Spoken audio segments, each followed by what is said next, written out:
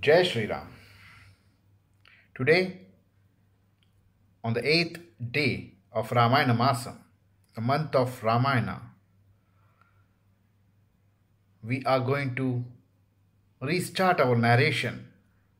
Yesterday, we saw how the obedient son got ready on the instruction of his father and mother to go into exile for 14 years. Even before thinking that what all he has to leave behind, including his own mother, his siblings, his people who loved him, Rama did not think twice to go into exile because it was his father's word which he had to ensure was obeyed. Such a beautiful value Lord Rama teaches us through this Ramayana. So the time has come for Rama, Devi Sita, brother Lakshmana to walk into exile. Everyone is sad. There is sorrow across the Ayodhya. But then Rama had no sorrow because for him his duty was paramount important. So let's see what's going to happen in Ayodhya. Before mounting the chariot, the exiled son Rama pleaded to his father, "O Pitashri, please be kind to my mother Kaushalya, the blameless, bereft of me in her old age. He knows that his mother loves him and he is the only true son to his mother, and he is going to leave her behind in this old age. He is concerned about his mother. So he tells his father to please take care of my mother. She is old. At a time when she needed me, I am going into exile. So please take care of her." There was a collective cry for the carriage to hold on for a while, but Rama ordered its dashing away from the sorrow-laden scene. As the chariot disappeared in the distance, darkness set off in Ayodhya, plunging the populace in grief. Dasharatha was sinking in sorrow. He would not allow Kaikeyi to touch him. He gathered up his failing strength and stated, "Kaikeyi, I am no more of yours. If Bharata agrees to your evil design and accepts to be enthroned, he should not perform my obsequies." The king could not speak further. As decided by him, by gesture, he was taken to Kaushalya's apartment. There he lay waiting for his end. Dasharatha was totally broken. For him, the world has come to an end. As a king, he was supposed to follow or obey the boon given to his wife.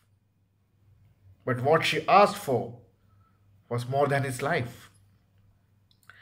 Rama's first night of the wandering life was spent on the bank of river Tamasa.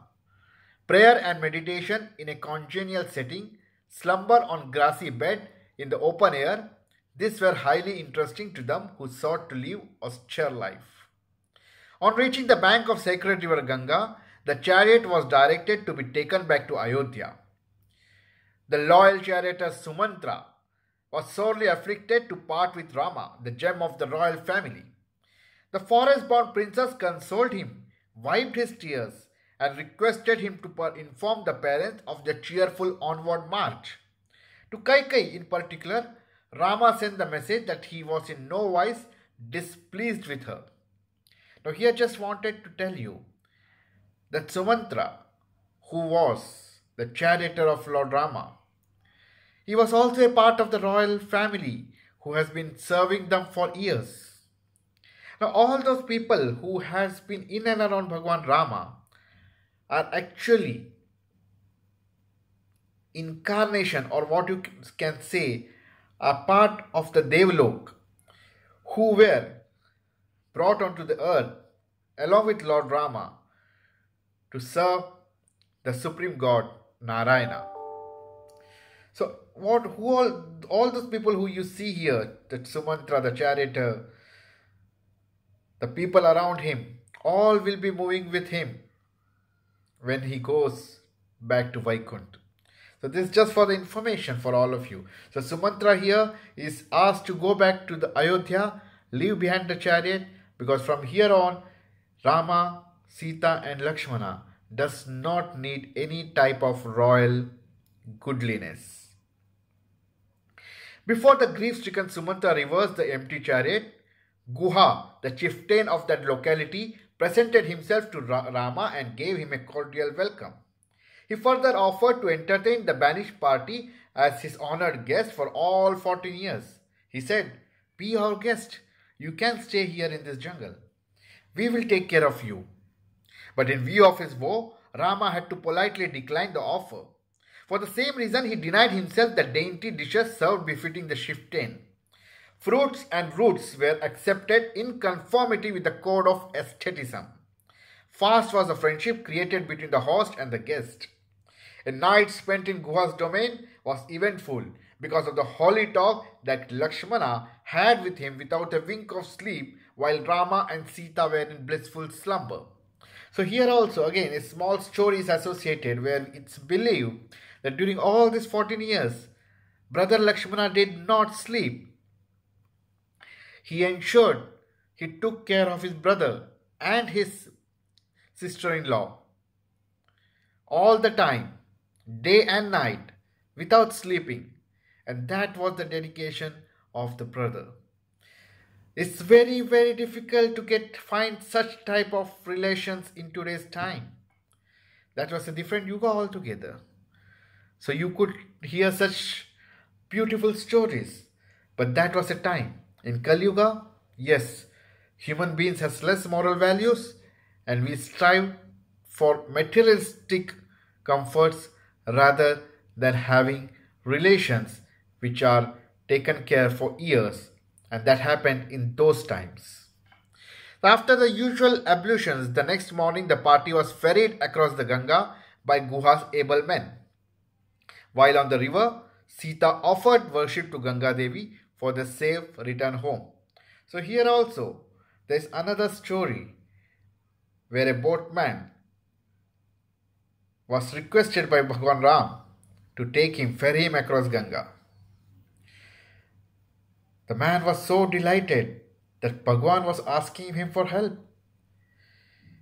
And there is a beautiful song connected to this which I would like to play here, wherein it is told that sometimes even the Lord himself comes to you for your service. Let's hear the song. कभी कभी भगवान को भी भक्तों से काम पड़े, कभी कभी भगवान को भी भक्तों से काम पड़े। जाना था गंगा पार प्रभु केवट की नाव चढ़े, जाना था गंगा पार प्रभु केवट की नाव चढ़े। कभी कभी भगवान को भी भक्तों से काम पड़े, कभी कभी भगवान को भी भक्तों से काम पड़े। जाना था गंगा पार प्रभु केवट की नाव चढ़े। कभी कभी भगवान को भी भक्तों से काम पड़े, जाना था गंगा पार प्रभु केवट की नाव चले. So that's such a beautiful concept was put into words and tune in this particular song. On the southern side of the river, the party finds itself for the first time completely bereft of human beings. This experience was significant to Rama. Man comes all alone in this world and quits it all alone. While in it, he ought to know how to be in society and how in solitude. Rama reviewed the possible developments at Ayodhya and persuaded Lakshmana to return there on the morrow. But the younger one would not budge an inch from the resolve to serve the elder one as directed by his mother Sumantra. So here again, Bhagwan Ram says, we all come into the world alone and we will leave the world alone. We come and meet people, we have our relationships, that all are temporary. You have your parents, they die. The relationship remains, but then physically they are no more. Similarly for other relations. And while you leave your body, you are leaving everything behind. You are not taking anything, only the soul remains true till the end, till the time it achieves moksha, till the time it merges with the Supreme Personality. To the one who knows the way of living, there is no such thing as fate or misfortune. Rama turns the evil of an exile into an opportunity for self-emulation. His immediate concern in the forest is to contact the holy men. He chooses to go to the hermitage of sage Bharadwaja, located at the sacred confluence of Ganga and Yamuna. His carving the way to that ashrama is much more enthusiastic and purposeful than was his return to Ayodhya after his marriage. With the spirit of devoted pilgrim, Rama approached the Bharadwaj ashrama. The sage received him with due honor and regard, for he knew the divine descent of Rama and of exploits that remained to be performed by him. The venerable sage viewed the three as his own children. Brief and significant was the stay at the sanctuary. Directions were given to term that in regard to the path to Chitrakuta and the desirability of settling there for spiritual pursuits. Absorbing was the journey from ashrama to Chitrakutam. Dense forest had to be penetrated too. Lakshmana went first, making the way passable through woods and thorny bushes. Sita was in the middle and Rama was in the rear. So Lakshmana was taking care that his sister-in-law and brother had a better path, better journey, and he took upon himself to clear the way, clear the road to ensure that his sister-in-law, his beloved brother, would not have to face the same problem that he could absorb. Though hazardous, it was a delightful experience for all three. Sita in particular proved herself an inquisitive student, making inquiries about birds, beasts, plants, and trees never seen before. So there was no sorrow to them. They were very happy. They were happy with this new life. They have adapted to the new changing situation. So they were enjoying the nature, far away from the Ayodhya, the palace. The variety in flowers and fruits, the luxuriance of nature, the woodcraft and things of this kind, alien to towns and cities, drew her attention repeatedly. Several were the streams they came across. They forded some and drafted the others. At last, they reached the river Mandakini. Yonder was the Chitrakuta mound answering Bharadwaja's definition. It was delightful to look at. The sylvan setting begraded description. Elephants and deers were grazing off. The songs of the birds was melodious. It was a place for communing with the beyond. Single-handed, Lakshmana erected a neat little hut with mud walls and thatched roof. Here Rama, Sita and Lakshmana forgot the world and entered into the beatitude, into the realms of spirituality. At Ayodhya, the fond king Rashrata still hoped against hope that Rama might return to console him. The father in him could not yet agree that his son has left him. But when the grief-stricken Sumantra returned alone and narrated all that took place, he uttered Rama and breathed his last. There was a fresh wave of weeping and wailing all over the city.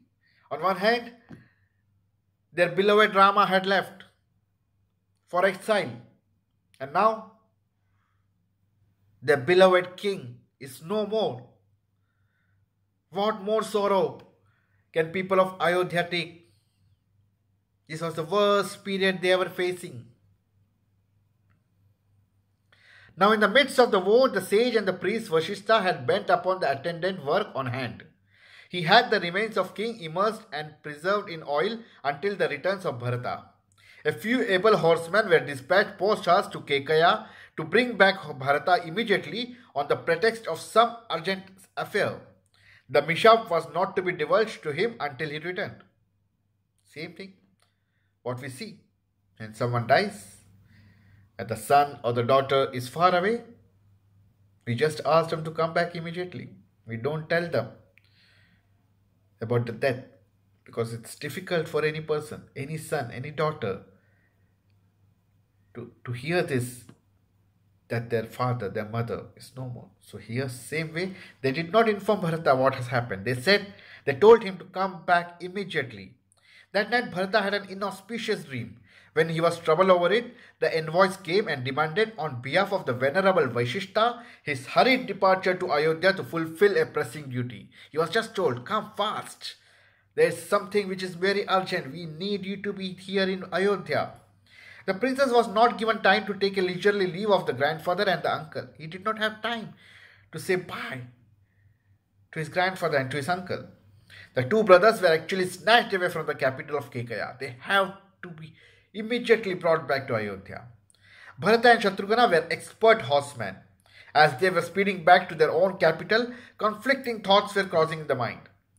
Why? What was the urgency? What is so urgent that I had to go back to Ayodhya? That was the thing that was going through the minds of Bharata and Shatrughna. They were not sure what has happened. No one was telling them all together. Why was the call came from the priest and preceptor Vasishtha? Is there anything wrong in the palace? But the joy of rejoining with revered father and the beloved brother brushed aside all the thoughts. So even thinking about it, they were just happy. Okay, fine. So we are at last going to meet my brother, my father again. This happiness itself helped them to pass the journey towards Ayodhya. So tomorrow we will further see what happens when Bharata and Shatrughna enters Ayodhya. Once again, thank you for joining. Again, may Bhagwan Ram bless us all to pass through all the difficult situation. In the same way, Bhagwan is facing the challenge in exile. Jai Shri Ram.